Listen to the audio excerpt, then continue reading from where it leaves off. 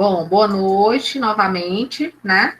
Agora a gente vai para a disciplina de nutrição aplicada à enfermagem, onde na quinta-feira nós tivemos um momento que, no meu entendimento, foi muito bom, né?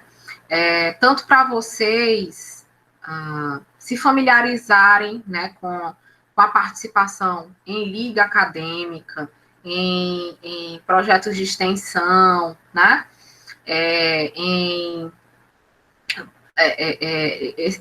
Nessas atividades de extensão que cada vez mais vão fazer parte do cotidiano das disciplinas, né, de vocês, porque é uma legislação, né, a gente curricularizar a extensão, é uma legislação de 2019, que até dezembro de 2020 era para a gente inserir a extensão, as atividades de extensão, nos currículos, né, dos cursos. E que a gente já vem experimentando, né, desde o semestre passado, essa inserção. Por conta da pandemia, o MEC adiou para dezembro desse ano, então, a partir do semestre de 2022.1, tudo se mantendo, né, como estamos, se Deus quiser vai se manter, nós vamos precisar fazer essa introdução, né, essa inserção da extensão nos currículos de vocês, né? O que é isso? Exatamente inserir essas atividades nas próprias disciplinas, né? E aí, eu pensei em trazer a liga exatamente para vocês sentirem o que é o trabalho de uma liga, como é que se dá essa participação. De certa forma, também deu para vocês compreenderem a questão da monitoria, né? Nós temos aí a edital de monitoria aberto, eu não sei se tem alguma disciplina do primeiro semestre, mas vejam lá qual vocês podem estar realizando, participando, né? Então, assim, é um momento que o processo ensino-aprendizagem, né? E aí as teorias da educação, elas trazem muito isso, a importância da troca entre os saberes, né? Do compartilhamento das informações. Então, ninguém sabe tudo e ninguém sabe nada, né? Essa troca, esse compartilhamento, tanto serviu para os meninos que são membros da Liga aprenderem, né? Crescerem e evoluírem enquanto ligantes, como serviu para vocês, né? Revisarem aí conteúdos já vistos por vocês em outra disciplina e que vão ser necessários aqui na nossa disciplina atual, e também para vocês vivenciarem aí de uma forma mais prática quais são os trabalhos, né, de uma liga, quais são as ações que uma liga realiza, tá? Então, eu acredito que foi um momento bom, sobretudo nessa perspectiva, né? Na perspectiva de vocês conhecerem, de vocês se aproximarem, né? Desse outro tipo de formação, tá?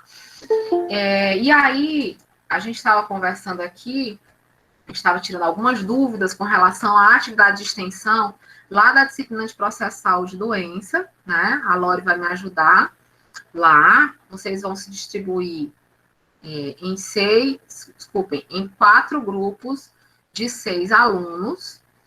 Vocês vão trabalhar inicialmente ações voltadas para o conceito de saúde, o conceito de doença, né? O conceito de prevenção, tá? Então, é algo mais conceitual, algo mais teórico, mas que vocês podem pensar aí diversas formas de estarem trabalhando com esses assuntos, né? Em diversos lugares, para diversos públicos, enfim. Isso aí vai ficar, como é exatamente a atividade de extensão, vai ficar a cargo de vocês. Assim, pode parecer, né, que nessa questão da inserção, da extensão, até precoce, né, vocês entraram no semestre passado, já caíram em disciplinas com extensão, né, como no caso da nossa disciplina de educação em saúde. Gente, mas isso é tão importante para o processo de formação de vocês que vocês não têm noção, né? Porque vocês vão ser tomadores de decisão, vão ser planejadores, né? Vão ser educadores, como a gente conversou no semestre passado. Então, vão ser aí articuladores, né? De estar organizando essas ações. Então, esse momento em que vocês ainda estão em processo de formação e já praticando esse tipo de atividade, esse tipo de ação, vocês vão ver o quanto vocês vão crescer, né? O quanto vocês vão amadurecer enquanto estudantes de enfermagem, né? Vocês, especificamente, não porque eu esteja na frente da turma de vocês, mas vocês já são uma turma que é bem madura, né? Apesar da gente ter muita gente bem jovem, mas é uma turma que já entrou muito decidida, né? Do que queria da vida, né? Algumas turmas ainda entram meio indecisas, né? Mas vocês foram uma das nossas turmas que entrou já muito madura, muito pronta, né? Isso já é muito bom. E ainda, desde cedo, a gente inserindo essa responsabilidade, né, para vocês, porque é uma responsabilidade, vocês vão tomar de conta do processo todinho. Vocês vão pensar no assunto, vão pensar numa estratégia, vão pensar no público, vão elaborar, vão implementar a ação, né? Então, vão fazer um relatório sobre isso. Então, vocês é que vão realmente serem aí os atores da ação. Isso vocês vão ver. Como isso vai amadurecer, né, vocês enquanto estudantes, enquanto alunos, e com certeza não vai ser diferente enquanto profissionais, né? Então, hoje a gente vai, né, dando continuidade, a gente vai falar um pouquinho sobre digestão e absorção dos nutrientes, né? E aí vamos relembrar novamente o que seria essa digestão, e a gente já viu lá na nossa última quinta-feira que esse processo ele ocorre, né, em várias porções do aparelho digestório, né, e a partir, né, da interação, da ação química de várias enzimas, né? Então, a digestão, em linhas gerais, ela é a quebra química e mecânica, né, porque eu tenho tanto o processo de mastigação, de trituração, como eu vou ter o processo de ação aí dessas enzimas, né? Então, nesse contexto, nós teremos ações concomitantes que vão buscar atingir o mesmo resultado, tá? Que é essa quebra dos alimentos em pequenas unidades que sejam capazes, né, de caminhar, né, aí pelo trato digestório, sobretudo, puderem ser absorvidas, né, lá no epitélio intestinal, no sangue e na linfa, né, a partir do epitélio intestinal, desculpe, absorvidas no sangue e na linfa. Então, basicamente, essa digestão seria essa quebra, né, essa trituração aí dos alimentos. O alimento na forma complexa é o alimento que a gente diz está no estado insolúvel, né? O alimento numa forma mais simples seria o alimento exatamente aí presente no estado dito como solúvel, né? E o trato, né, digestivo, ele vai exatamente receber aí esse alimento, tanto alimento no estado insolúvel como no estado solúvel, e vai transportar, né, através do trato digestivo até a parede intestinal, que é onde vai ocorrer, né, o processo de absorção dessas partículas menores, e também dessas partículas que têm graus de complexidade diferentes, né? A absorção, ela já é o processo de transferência. Esse processo de transferência, ele pode ser tanto um processo ativo ou um processo passivo, de substâncias do lúmen do trato gastrointestinal para o fluido extracelular, né? Sobretudo a nível de epitélio intestinal, certo? Então, há essa transferência, há essa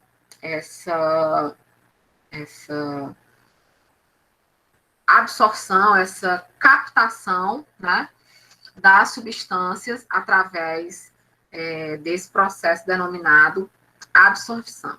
E aí a gente tem, né, exatamente uma certa diferença, né, e uma compreensão melhor desses dois conceitos, né, digestão e absorção, onde a digestão, a gente já viu que é exatamente essa degradação química e também mecânica, né, dos alimentos em moléculas menores, que se tornariam moléculas absorvíveis, né, de tão pequenas que elas são fracionadas. E a absorção, ela vai se utilizar do movimento de nutrientes, de água e de eletrólitos, dessa transposição, né, desse transporte desses nutrientes, da água e dos eletrólitos, do lumen intestinal para o sangue.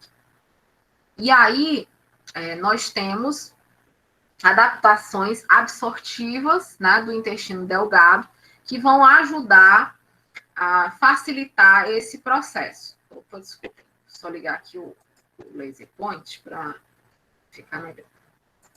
E aqui a gente tem exatamente um recorte, né,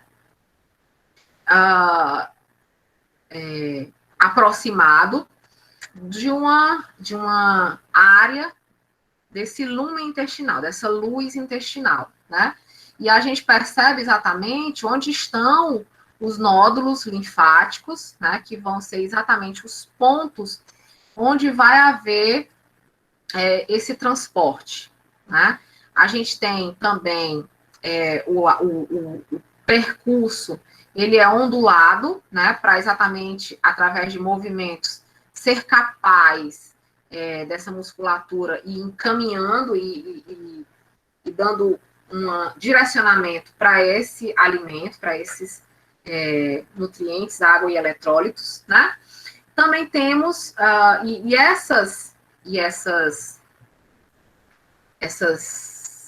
como é que eu posso dizer, esse formato, né, que a parede, né, a luz do intestino tem, ela ainda é recoberta, né, por velocidades ou microvelocidades, né, velocidades, que estão aí, né, na mucosa intestinal, certo? Então, a gente tem todo esse processo ocorrendo aqui a partir dessas facilitações que vão ajudar, que vão iniciar desde o nosso processo lá a nível de boca, né? E aí, como a gente viu, a gente vai ter a digestão mecânica e a digestão química, né? A digestão mecânica, ela vai se dar no momento de mastigação e mistura de alimentos, né, que ocorre ainda na boca, pelos movimentos, né, que a língua, os dentes, né, eles em conjunto vão realizando, certo? Nós temos ainda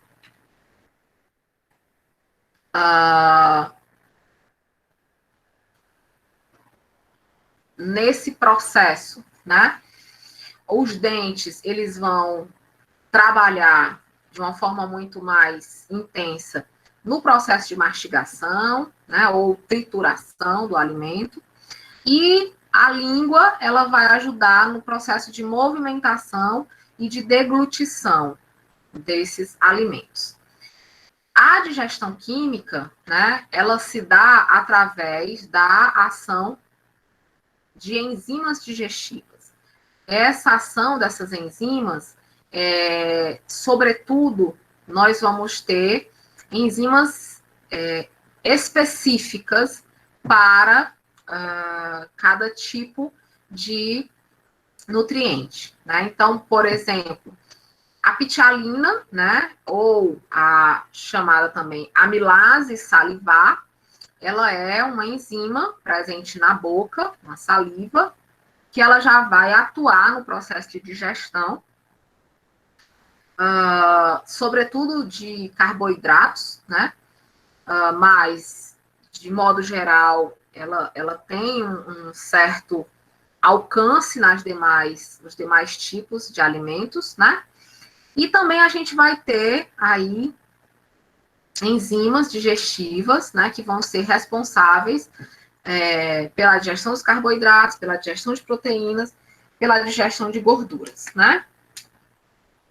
Existem, dentro do processo digestivo, 6 etapas, né? Essas 6 etapas, gente, isso daqui é uma questão muito comum em concurso, né? E, obviamente, também em prova, né? Quais são essas etapas do processo de digestão. E aí, o que a gente tem? A gente tem a etapa 1, que é a etapa de mastigação, que tem como função, né, um processo mecânico e químico que vai consistir na destruição parcial dos alimentos ou na quebra, né, desses alimentos. A gente tem a etapa de deglutição. A deglutição, ela é exatamente a condução dos alimentos da faringe para o esôfago. Então, esse processo esse impulsionamento, né, quando a gente engole, sobretudo a formação de saliva, né, uma formação um pouco maior dessa.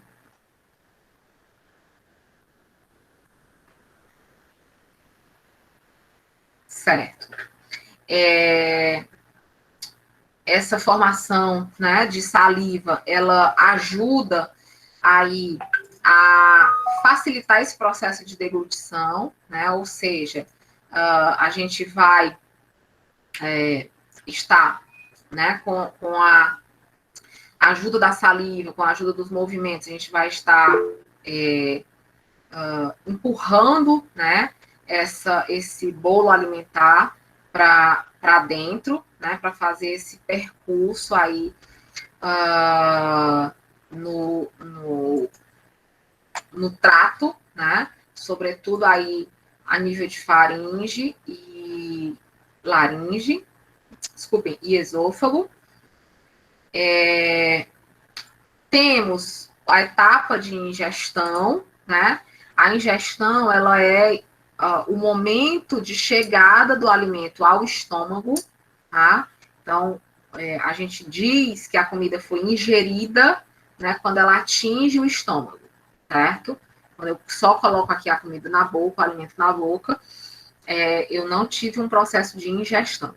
Tá? Então, a ingestão é quando esse alimento ele chega até o estômago.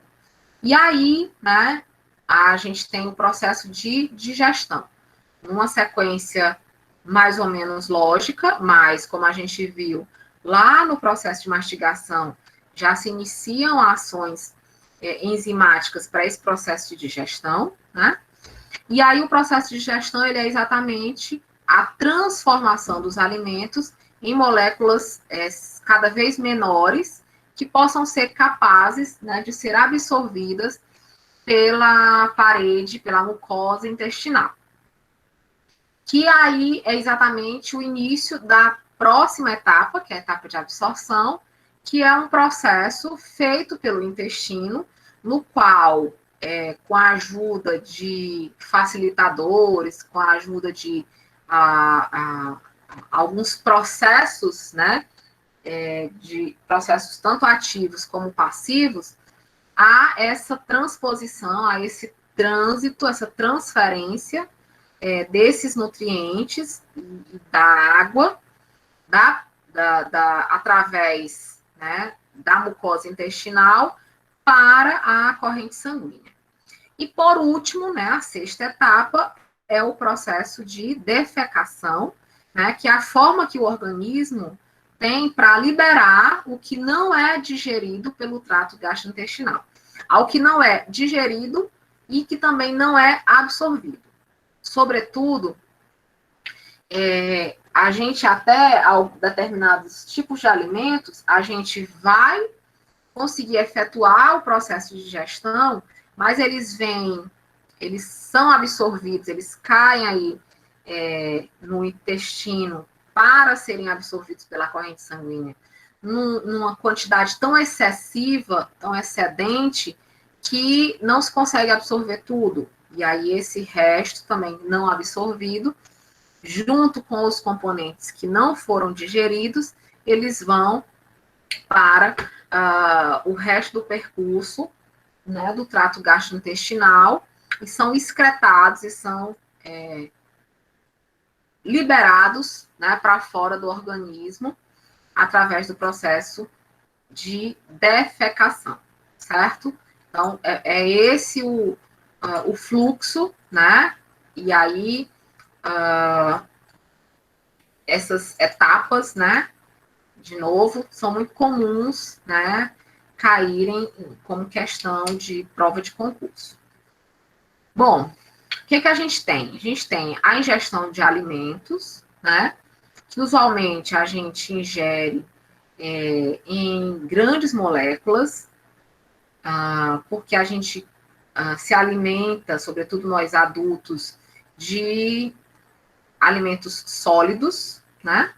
Esses alimentos sólidos, eles iniciam esse processo de quebra, né, dessas moléculas no processo de mastigação, como a gente acabou de ver, para que o processo digestivo, ele continue, né, no qual essas moléculas que ainda eram grandes são quebradas em moléculas cada vez menores, né, através desse processo digestivo, e, por conseguinte, segue para o processo absortivo, né, de absorção, no qual a gente vai, a corrente sanguínea, os vasos sanguíneos, eles vão conseguir captar, né, vão conseguir utilizar essas moléculas menores, né, e trazer, carrear para a corrente sanguínea para que consiga nutrir, né, consiga aí levar a todo o nosso organismo as moléculas e a água necessária para a manutenção e o funcionamento das nossas células e dos nossos tecidos. O processo de digestão e absorção, ele ocorre ambos no intestino delgado, certo? O intestino delgado é o momento que vai haver a efetivação aí do processo de digestão e o processo de absorção. A digestão química, né, nós temos através de enzimas, né, de enzimas específicas, aí, como a gente viu, para cada tipo da cadeia alimentar. Essas enzimas, né, são moléculas orgânicas de natureza proteica, né, elas vão acelerar aí as reações químicas.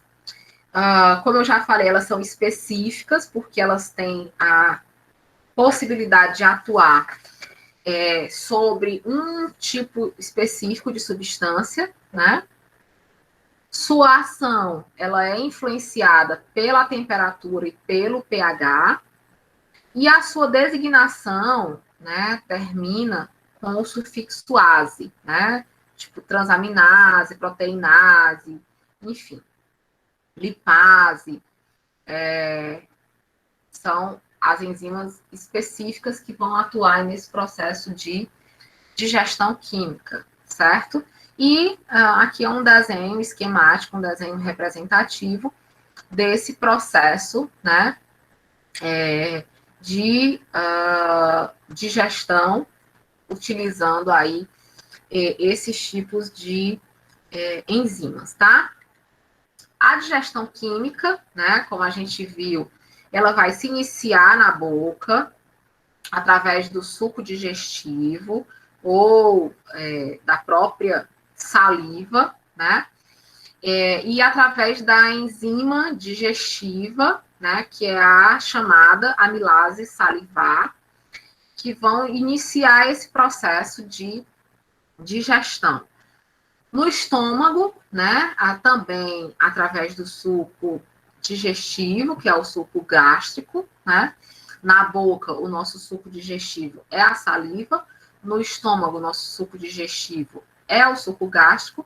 No intestino delgado, nosso suco digestivo é o suco pancreático e o suco intestinal. Então, a gente tem aí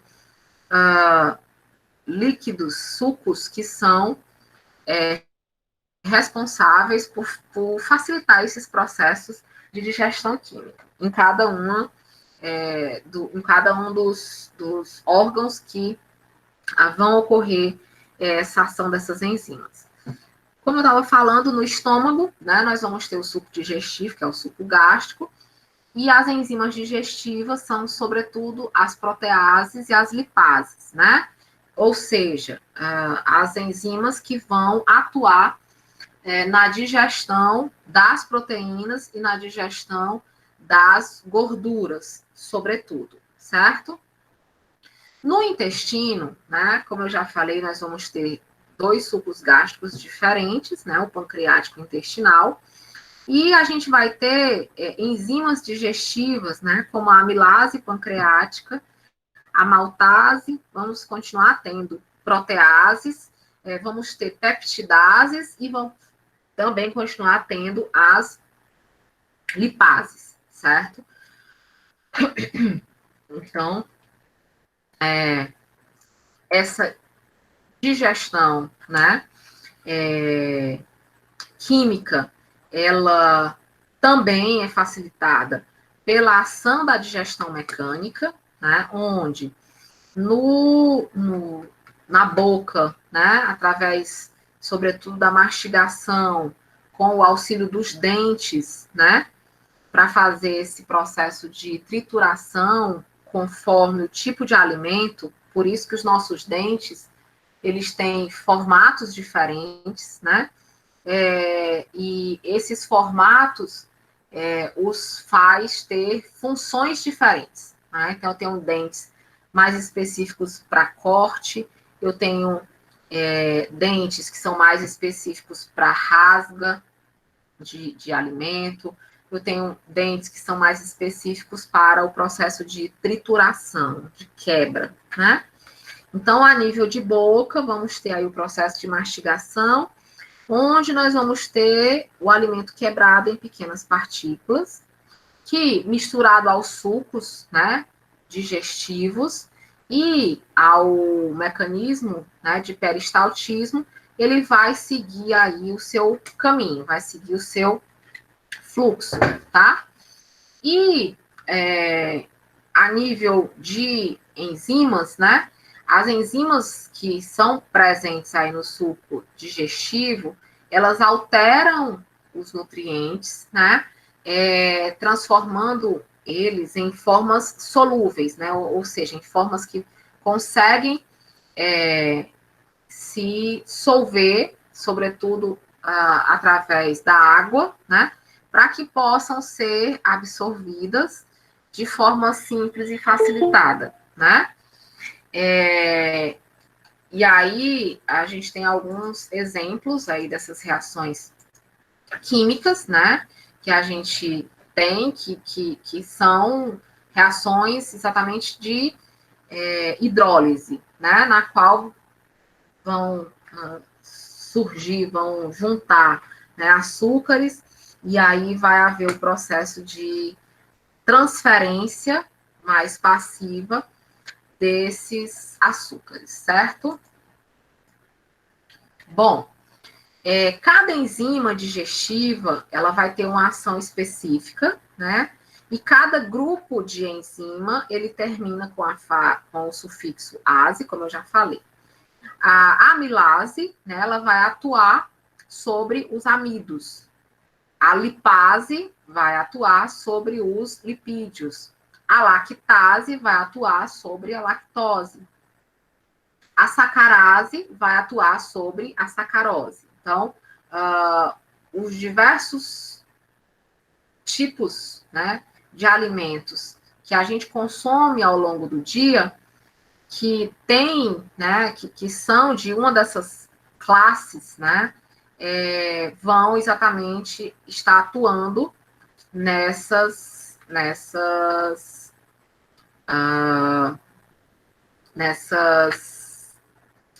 como é que eu posso dizer? Nessas áreas, né?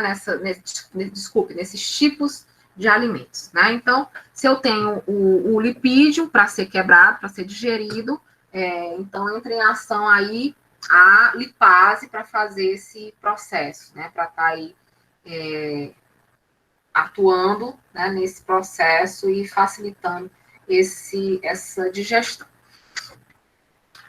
Bom, como é que se dá, né, o preparo dos nutrientes para esse processo de absorção? Nós teremos nutrientes, né, que ainda não vão possuir o tamanho ideal para serem absorvidos, que vão necessitar serem fracionados em moléculas ainda menores, né? Então, isso vai depender muito do tipo, né, de alimento, do tipo de processo que foi sendo utilizado. Nós temos,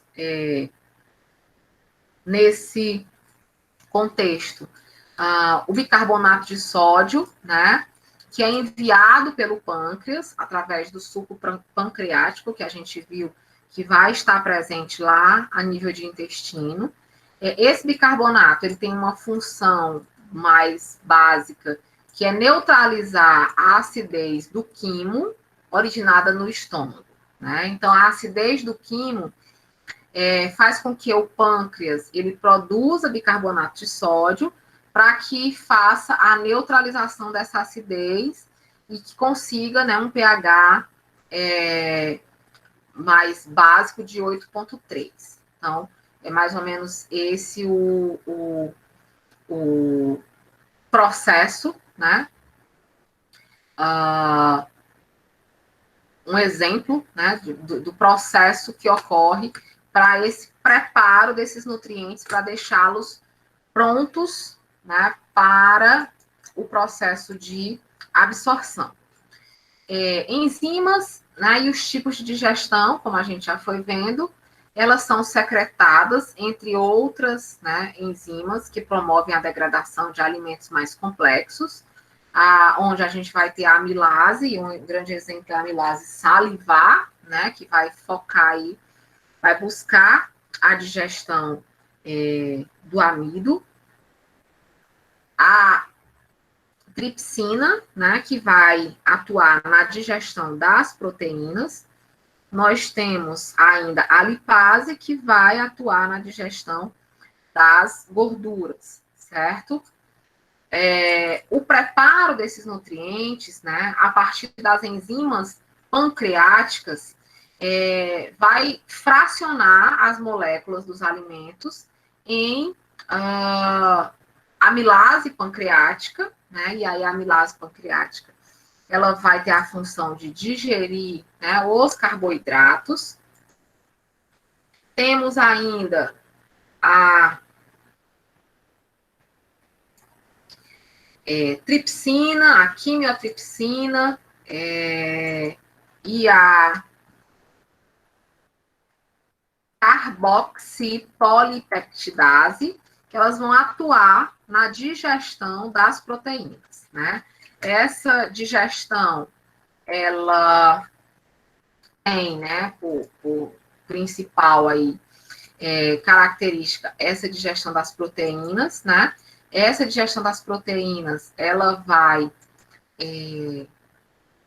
ter, né, uma grande importância para todo o processo de formação muscular do indivíduo, tá?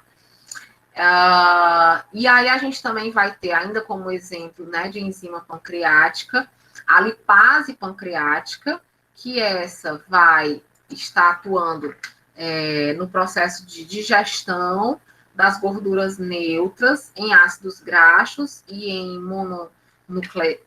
monoglicerídeos, desculpem,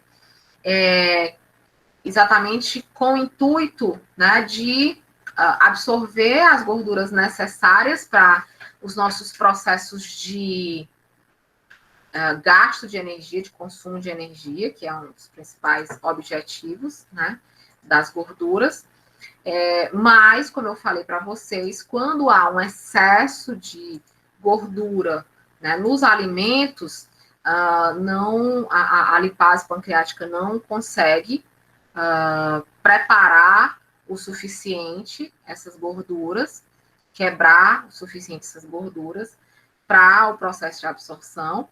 E aí essas gorduras, elas, por vezes, né, elas ficam acumuladas, né, na parede, sobretudo inicialmente na parede abdominal e depois em diversas paredes dos nossos tecidos.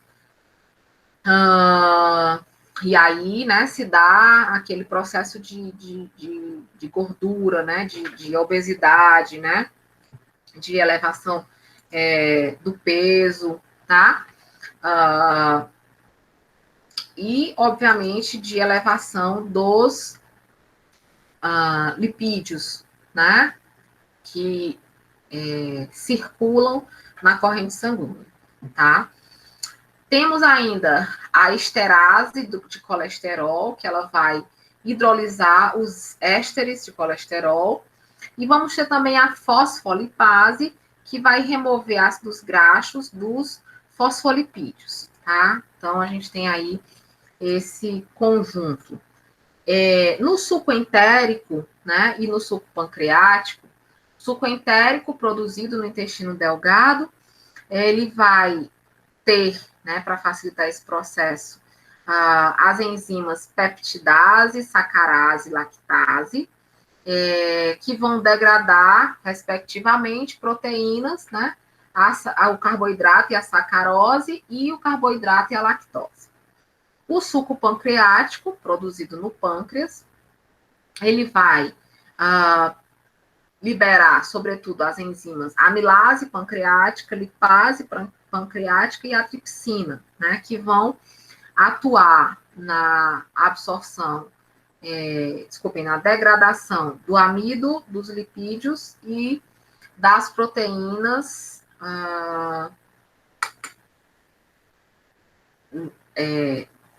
nessa sequência, tá?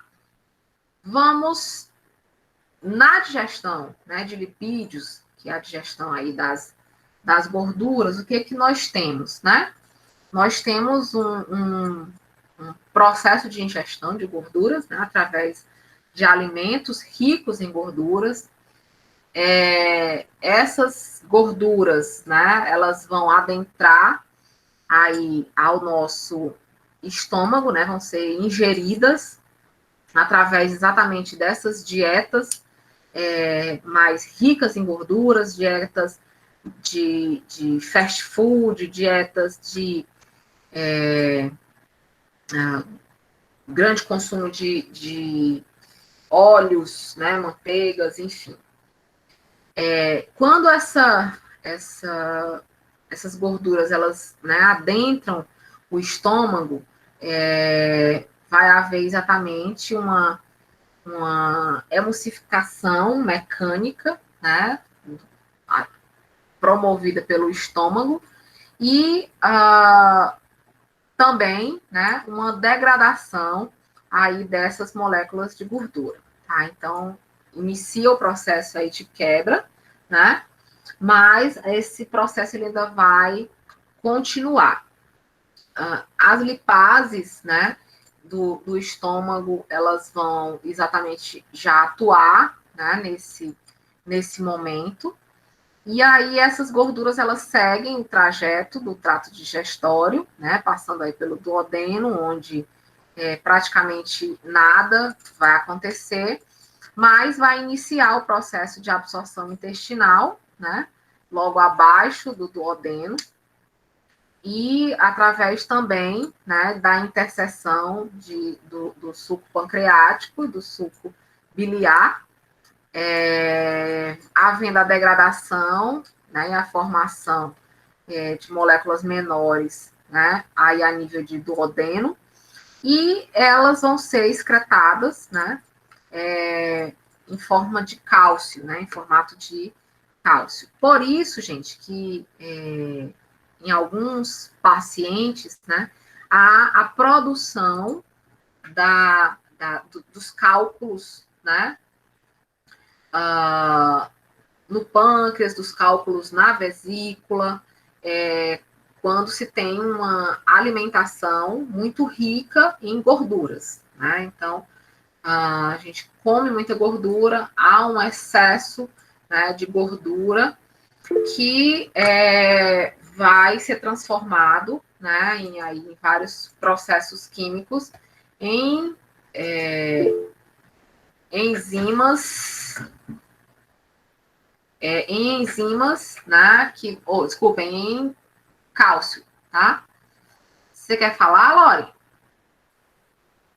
Professor, eu queria justamente perguntar como é que se formam os cálculos na vesícula. Pronto. É exatamente esse processo, né, que eu acabei de explicar. Com esse excesso, né, de alimentos com alto teor de gordura, sejam alimentos de origem proteica, né, como as carnes, que têm um alto teor de gordura, como também alimentos industrializados, né, os óleos, as manteigas, as maioneses, né, enfim, todo esse grande leque, né, de alimentos que tem aí essa carga de lipídio muito grande, ele vai exatamente fazer com que haja essa dificuldade, né, de a corrente sanguínea absorver toda a quantidade de lipídio que foi aí digerida pelas enzimas, né? Então, quando quando esse processo, essa reação química, nesse processo de transformação, ela não consegue excretar, né? Nem consegue absorver no intestino, e nem consegue excretar no intestino grosso esse excedente de gordura, vamos ter algumas moléculas que elas vão se acumular nas paredes próximas à musculatura, então a gente vai ter ali a presença de excesso de gordura a nível de abdômen, presença de excesso de gordura a nível de quadril, de pernas, né? Vamos ter presença de excesso de gordura, que é chamado de esteatose hepática, cobrindo o fígado, né? Então, o fígado passa a ser revertido como se fosse uma camada de sebo, né? Quem já viu aí gordura fria, né? É isso mesmo. É uma camada assim, de sebo em torno do fígado, né? E aí a gente ainda tem o excedente, né?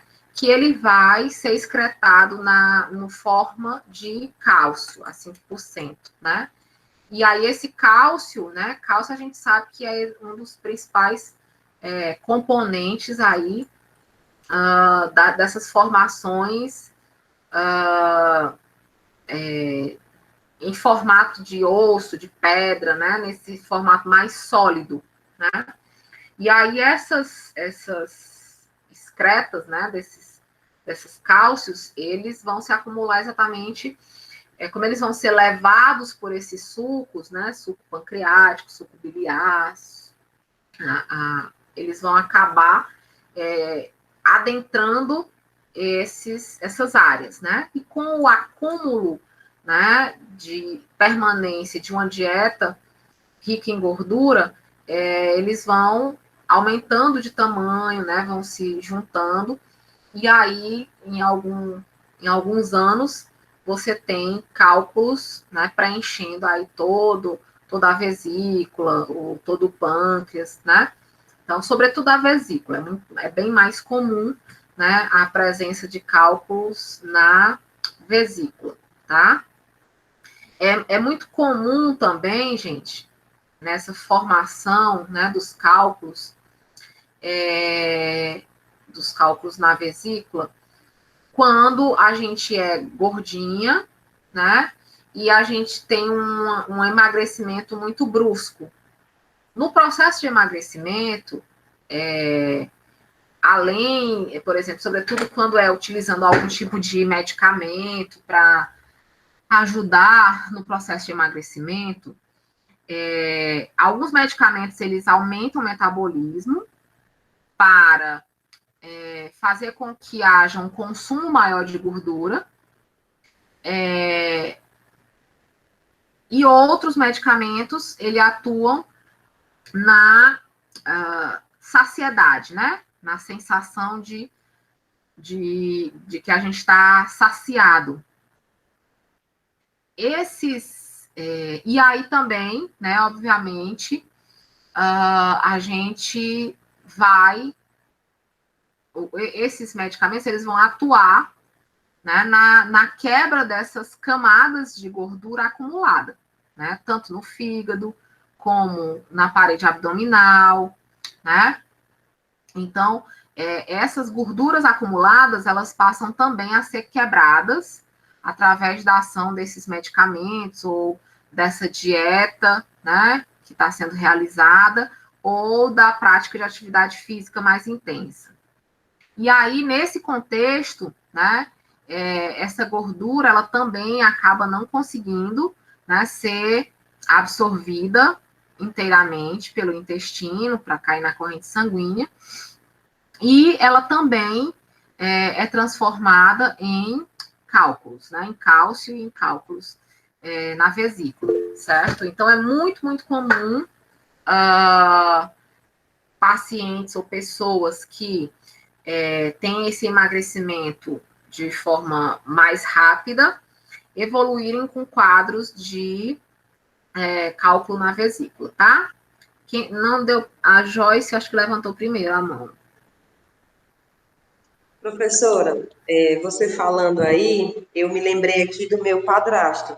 Ele é daquele tipo de pessoa que ele é, assim, seguido por nutricionista, por médico. Ele é daquelas pessoas, assim, bem regrada mesmo em alimentação, em dieta, em tudo.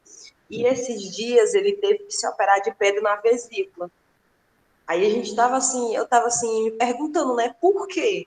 Porque ele é tão assim, ele não come nada gorduroso, nada enlatado, tudo que o nutricionista passa, ele é bem regrado, né? E ficou a pergunta até do médico mesmo, por que que ele teve pedra na vesícula. Ele evoluiu, né? E ele é gordo, magro? Não, ele é magro. Ele é de acordo com a altura dele. Tá, e Assim, ele já foi gordo, não? Não, nunca foi. Sempre teve mais ou menos esse mesmo padrão. Existem, né, algumas situações que fogem às regras, né? Existem alguns alimentos, né, que por mais que a gente ache, assim, que eles não sejam esses típicos, né, gordurosos, né, como esses tipos de carne, fuçura, panelada, né, churrasco, enfim. Existem alguns outros tipos de alimento que eles contêm gorduras, né?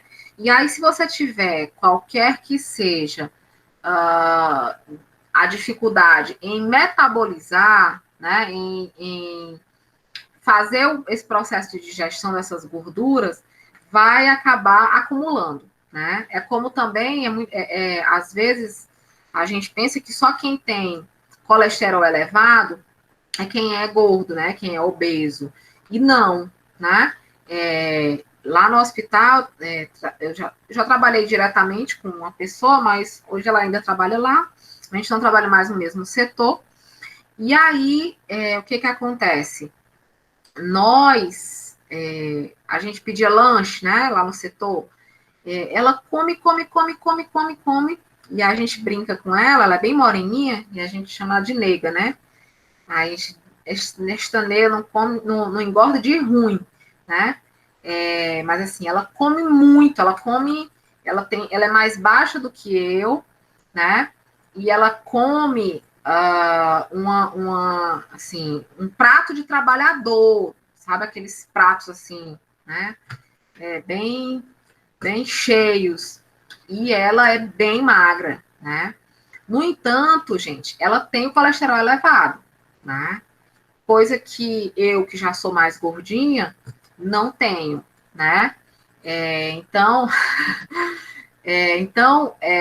tem muito isso, né? Tem muito aqueles pontos que a gente viu lá no processo saúde e doença, né? Algumas características que são individuais, nossa, né? Que tem aí até a questão genética, né? Pode estar nesse processo, né? Então, assim, o colesterol é um dos exemplos, né? A gente vê que tem pessoas que são magérrimas e tem colesterol elevado, né? E aí está exatamente relacionado a esse metabolismo e a esse consumo. Exatamente, Lodi. Tudo está relacionado ao metabolismo. E aí, quanto mais velho a gente fica, né? Não velho, experiente, né? Quanto mais os anos passam para a gente, mais o nosso metabolismo diminui. Né? E aí é que a gente vai precisando modificar as dietas. Eu, como sempre fui gordinha, pelo menos de 18 anos para cá, quando eu tinha 18 anos para cá, eu vejo muito isso. Né? Antes, se eu fizesse dieta 15 dias, eu perdia aí bonito 5 quilos. Né? Hoje eu faço dieta 2 meses e eu vou lá e perdi 5 quilos. Né? Então, por que isso? Exatamente pela questão do metabolismo, né? Por esse processo, né? Lore, você quer falar também? Tá com a mãozinha levantada.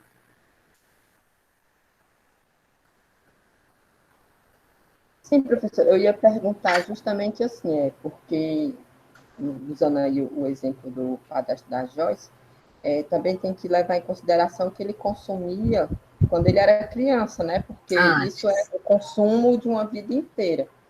Eu ia perguntar se na questão aqui dos cálculos da vesícula, se o consumo de leite contribui também, porque a minha irmã, ela teve problema de cálculo, mas não necessitou de cirurgia, só com a medicação resolveu. E o médico disse para ela que o leite poderia ter contribuído, leite de gado, né, que é aquele leite mais gorduroso e tudo. E ela teve tanto cálculo na vesícula quanto renal, originário também, aliás, proveniente também da ingestão de leite. Pronto.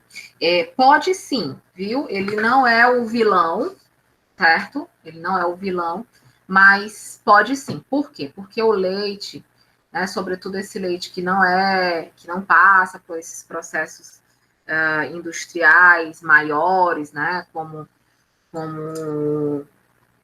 pasteurização, desnatação, né?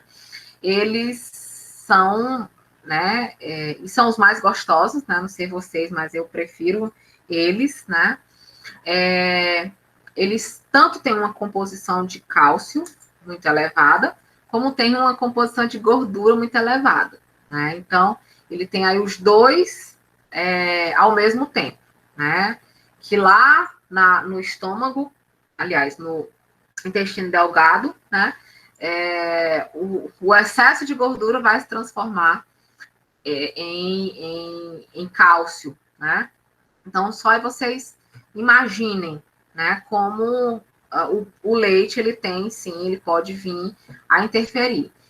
Mas não podemos colocar como vilão, né? Não foi só ele. Com certeza teve a participação aí do metabolismo, teve participação de outros alimentos, né, que ela ingeriu. A relação do leite com cálculos é muito mais forte no cálculo renal, certo? Realmente. Mas também se justifica aqui no cálculo de vesícula, certo? Também há essa possibilidade.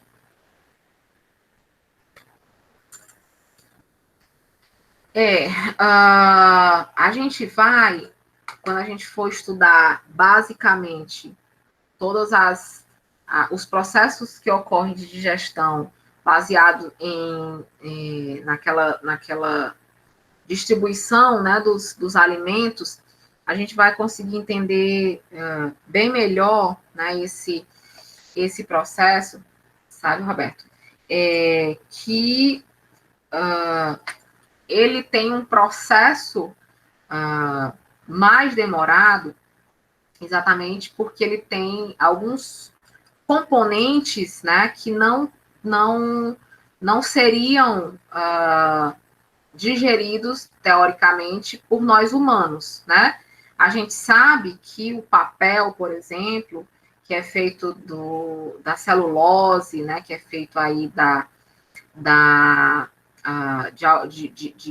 de componentes, né, de algumas árvores, de algumas plantas, que eles não são absorvidos, né, de jeito nenhum, digeridos nem absorvidos pelo nosso trato, né, gastrointestinal, pelo nosso aparelho digestório.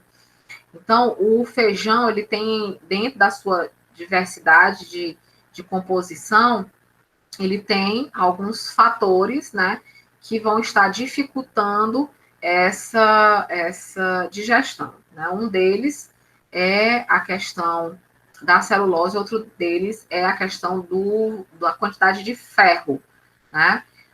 O ferro, no formato, né, de ferro verdadeiramente, ele causa, às vezes, diarreia, né? Algumas crianças, quando a gente está ali naquela fase de introdução alimentar, que há necessidade de complementação com ferro, com polivitamínicos e com ferro, a criança, às vezes, passa a ter episódios de diarreia, né? Mas, no caso, no feijão, a quantidade de ferro existente no feijão, o formato desse ferro existente no feijão, ele tem também uma participação importante nesse processo de digestão mais dificultada, né? Entretanto, o feijão em si, ingerido por uma pessoa saudável, ele não tende a ter uma digestão difícil, né? Ela acontece muito mais quando a pessoa que ingeriu esse feijão, ela não tem as enzimas necessárias para fazer a quebra, ou ela está com algum processo de infecção do trato gastrointestinal, que vai fazer com que todas a flora bacteriana do intestino, ela esteja abalada, ela esteja desequilibrada, né? E aí, por conta disso, quando você ingere o feijão e você já tem esse processo interno acontecendo, você vai ter uma dificuldade maior ainda, né, de digerir esse feijão. Bem como, gente, pacientes de pós-operatório, né? Pacientes de pós-operatório, o ideal é uma restrição de feijão por pelo menos até 24 horas depois do procedimento, exatamente por esse processo, como há uma manipulação ali da parede abdominal, né, a própria cesariana, ela já é um motivo, né, para que na dieta não venha a introdução de feijão, né, exatamente pensando porque há uma manipulação das paredes, né, há uma manipulação, de certa forma, do intestino ali, e essa manipulação, ela vai desestabilizar ali o processo de digestão, momentaneamente, né? 2, 3 dias depois, você já pode aí estar ingerindo o feijão, tá? Oi, Lore. Não, professor, eu ia justamente falar sobre isso. Também vai depender muito do tipo do feijão, né? Porque tem alguns feijões, por exemplo, feijão branco, a digestão dele é bem mais fácil, é bem mais simples. Já se a gente comparar com o feijão preto, ele já tem uma digestão bem mais lenta e, dependendo da pessoa, né, ele não é completamente digerido. Eu lembro que quando eu fiz, quando eu tive a Sofia, que também foi cesariana, foi a primeira coisa que o obstetra falou. Ele disse, olha, pelo menos você vai passar uns 2, 3 dias sem comer feijão, principalmente se for o preto. Você evita ele e consuma feijão branco, que ele é muito mais leve, tem uma digestão muito mais fácil.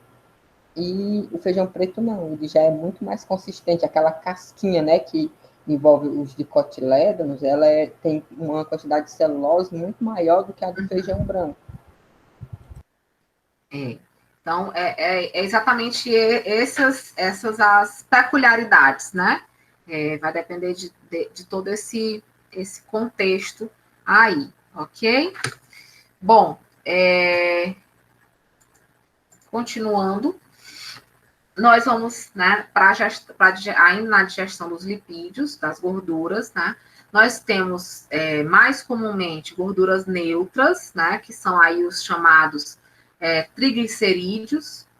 Os triglicerídeos são compostos por 3 tipos diferentes de glicerídeos, né? Que são os fosfolipídios, os ésteres de colesterol e o colesterol propriamente dito, certo? Os triglicerídeos, eles são oriundos, sobretudo, de alimentos que tenham a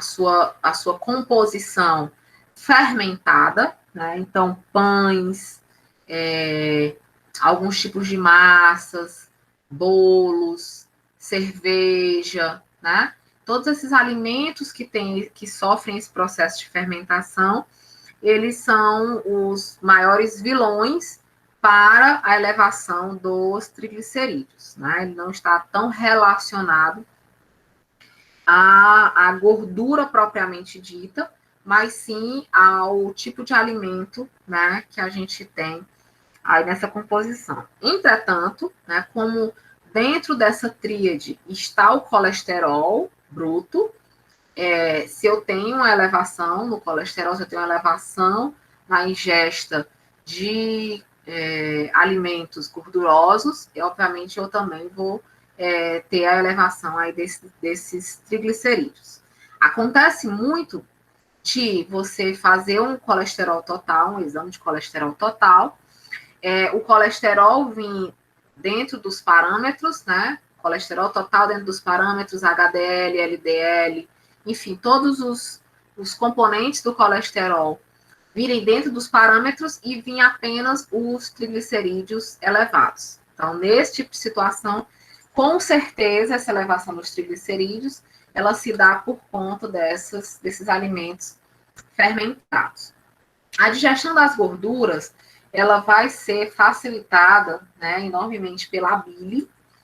A bile, a digestão enzimática das gorduras é feita pelas lipases pancreáticas, né? A bile, ela destrói a gordura em partículas cada vez menores. Quem produz a bile é a vesícula biliar. Então, não sei se aí tem alguém que já fez colecistectomia, né?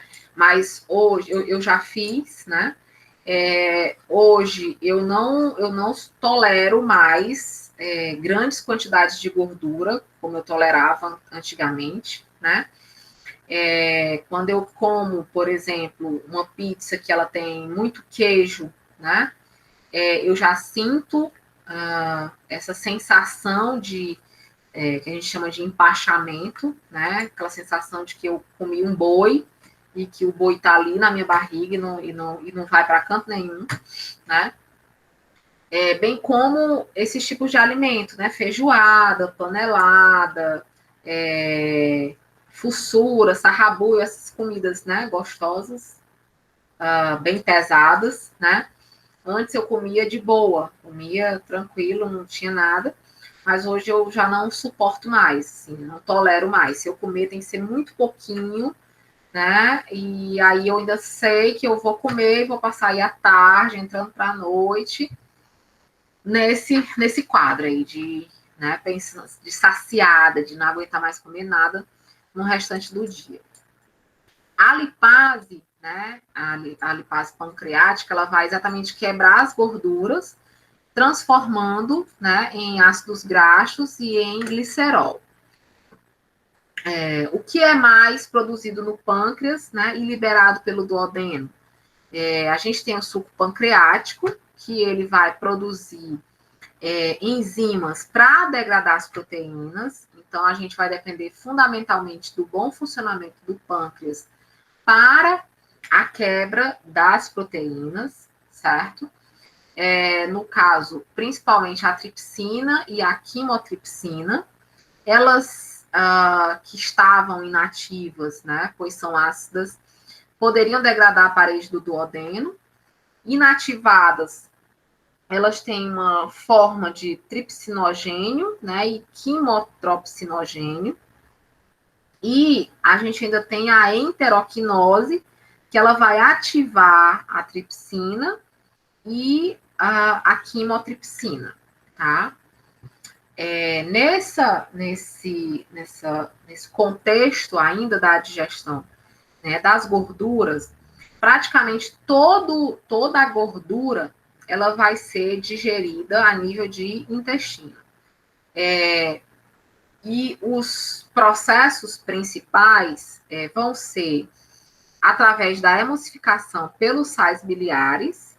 Essa emulsificação vai desdobrar essas moléculas de gorduras em tamanhos menores. E o outro processo é a digestão pela lipase pancreática, né? E por uma pequena quantidade de lipase entérica. E as duas, elas vão causar a quebra, né, dessas gorduras.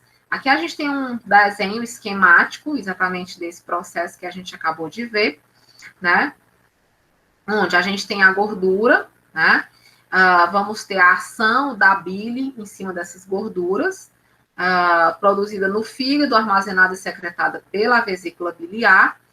Ela não possui ação enzimática, mas ela tem uma ação de emulsificação, né, dessas gorduras. E aí, com isso, ela quebra essas gorduras em gotículas de gorduras, e aí as lipases, né, elas entram no processo, as lipases, sobretudo a lipase pancreática, elas vão digerir, né, os triglicerídeos e vão transformar essas gotículas de gorduras em ácidos graxos e em glicerol. E aí a gente tem, nesse contexto anatômico, né, do processo de secreção biliar, a gente vai ter aí todo o desenho, o formato, né, anatômico, para que a gente compreenda um pouco melhor, né? Aqui a gente tem o lúmen, né, do duodeno, a gente tem o fígado, a gente tem os ductos hepáticos, né? Onde vai haver a produção, né, dessa secreção biliar a nível de fígado, vai ser armazenada na vesícula biliar, né, e vai ser liberada através desse ducto, né, que é comum aqui ao ducto pancreático. Né, e aí essa gordura ela vai emulsificar, desculpem, essa bile vai emulsificar a gordura aqui transitando para facilitar a digestão e absorção dos lipídios, né, através dessa emulsificação dessas gorduras, tá? A ação da lipase gástrica, né, que vai hidrolisar aqui parte dos triglicerídeos em ácidos graxos e glicerol, que a gente já viu, e a entrada da gordura no intestino delgado vai estimular a liberação de lipase pancreática e biliar, para exatamente fazer aquele processo, né, de hidrólise e parte dos triglicerídeos, também quebrando em ácidos graxos e glicerol, tá? Dúvidas, perguntas? Professora, tem pergunta aqui no chat.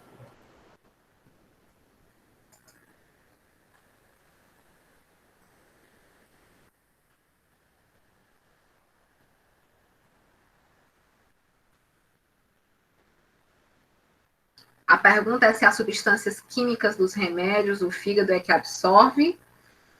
Assim, os medicamentos, né, eles hoje, eles têm uma composição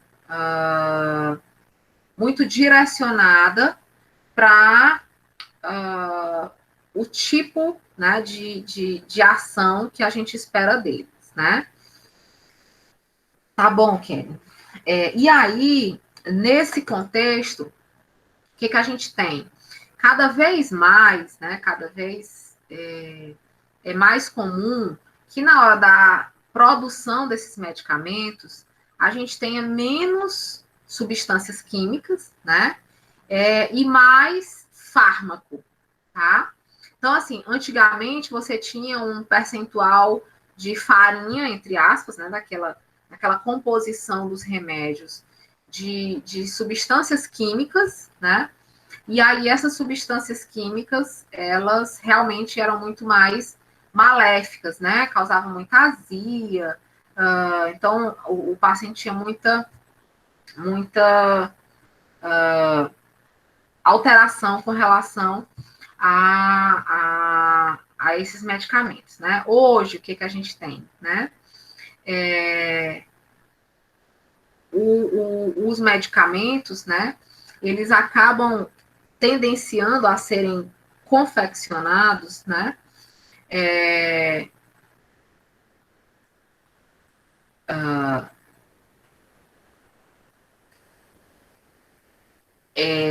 Como eu falei, eles vão ser direcionados. Agora, o que a gente tem? A gente tem alguns tipos de medicamentos que eles vão ter os processos de metabolismo em determinados órgãos, né? Por exemplo, paracetamol, Tilenol, enfim.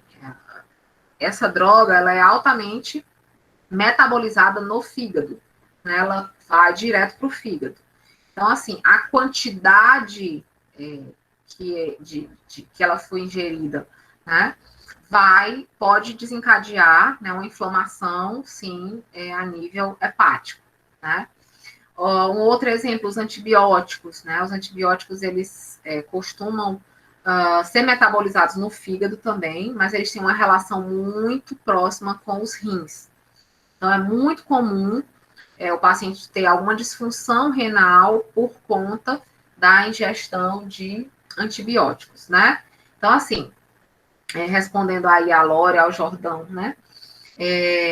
O uso, né, aí desses medicamentos, né? Esse uso contínuo, esse uso diário, né? Esse uso, inclusive, em altas doses. Por mais que os medicamentos, entre aspas, né, os comprimidos, eles sejam fracos com relação ao percentual de droga dentro dele, existem esses outros componentes químicos, sim, que vão estar prejudicando, né? Então, nada em excesso, gente, nada em excesso faz bem, tá? Nem as melhores coisas da vida em excesso faz bem, tá? O que vocês mais gostam de fazer na vida, né? Sei lá, comer. Se você comer em excesso, não faz bem. Namorar, se você namorar em excesso, também não faz bem, né? Viajar, acho que tá só viajar que a gente viajando em excesso só nunca vai fazer mal pro bolso, né? Mas faz bem, né? Mas é sério, gente, brincando. Mas é sério, tudo que for em excesso, né, foge aí às condições de equilíbrio, né? Que é tão necessária aí para a gente manter o nosso funcionamento fisiológico, né? Nosso funcionamento normal.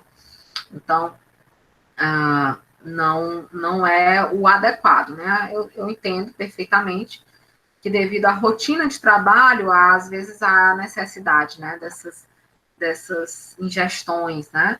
Não só de medicamento, como de determinados alimentos, né?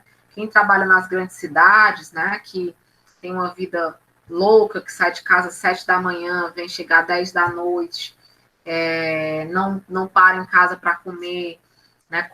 Vai passando na rua e comprando alguma coisa, e comendo e dirigindo, né? Então isso não vai fazer bem, a longo prazo, sobretudo, isso não vai trazer um bom resultado, né? E aí, a Lore colocou aqui a questão da cirrose, né? Da cirrose hepática. É muito comum cirrose hepática no paciente que faz uso de Tilenol. Como também é comum a inflamação da vesícula, e aí não mais pela presença de cálculos, mas pelo um processo inflamatório mesmo da vesícula, das paredes da vesícula, os pacientes pós-dengue hemorrágica, né? É muito comum eles terem esse processo inflamatório da vesícula, sobretudo pelo excesso de medicamentos, né, que são ingeridos, mas pela própria patologia em si que causa inflamação aí em alguns órgãos. Oi, Joyce. Professora, eu tive internada e o médico me falou que eu estava com uma obstrução intestinal da bile. É isso que você estava falando, aquele canalzinho? É sim. Como o cálculo, ele... desculpe, como que eu já fechei aqui, deixa eu só voltar aqui. Como a vesícula, né, ela armazena essa bile, o que acontece? Quando ela vem para atuar nos processos, né, a gente vai ter a passagem, né, desse líquido por esse canal, né, por esse ductozinho. E aí, o que acontece? Quando eu tenho cálculos aqui dentro, eu vou ter alguns cálculos maiores que podem obstruir esse ducto. Aí, o que acontece? O fígado continua produzindo, continua armazenando aqui, mas ele não vem para cá, né? Aí você vai ter um edema aqui pelo volume de líquido, né? Aí vai começar o processo de inflamação, os alimentos eles não vão conseguir ser digeridos e absorvidos por conta de que eu não tenho aqui o processo, né, da presença da secreção biliar, né? Então, eu vou ter uma dificuldade, sobretudo de gorduras, de lipídios, né? Então, foi exatamente nessa área, né, onde o cálculo ele desceu, né? Ok, meninos?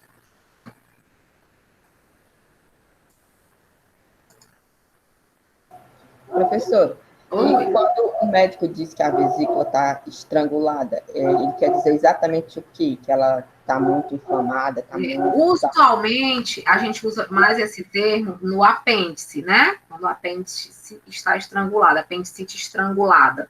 É exatamente o processo já de ruptura quando você tem a ruptura de algum órgão, de algum tecido, que é de uma região altamente infectada, como o apêndice, né? O apêndice é já no final, onde já está passando ali no intestino o bolo fecal, né? Então, é uma área altamente contaminada. A presença, a formação, né, de um processo inflamatório, ele vai ser muito rápido, né? Então, usualmente a gente vai ver mais comumente essa expressão para o apêndice. Entretanto, a gente também, às vezes, escuta essa questão. Então, o estrangulamento é exatamente nesse contexto, né? A vesícula, a vesícula biliar e o apêndice, eles são muito semelhantes, né? Ambos servem apenas para armazenar determinados líquidos, né? Ambos têm esse mesmo formatinho aí, né? Eles lubrificam um canal, mas eles estão fora desse canal. Então, o que é o estrangulamento? Quando eu tenho aí exatamente a impossibilidade de esse líquido ele ser transportado para o seu percurso normal, há esse processo de inflamação e às vezes há até o rasgo, até a dissecção desse tecido ou desse órgão. E esse processo, ele vai muito rapidamente ter atuação aí de bactérias, né? E nesse contexto o paciente vai evoluir com um quadro, né, infeccioso significativo, bem importante. Viu? Seria exatamente isso. E aí com essa ruptura necrosa, tá? Então o estrangulamento vai ser já a etapa da necrose, a etapa mesmo da morte daquele tecido.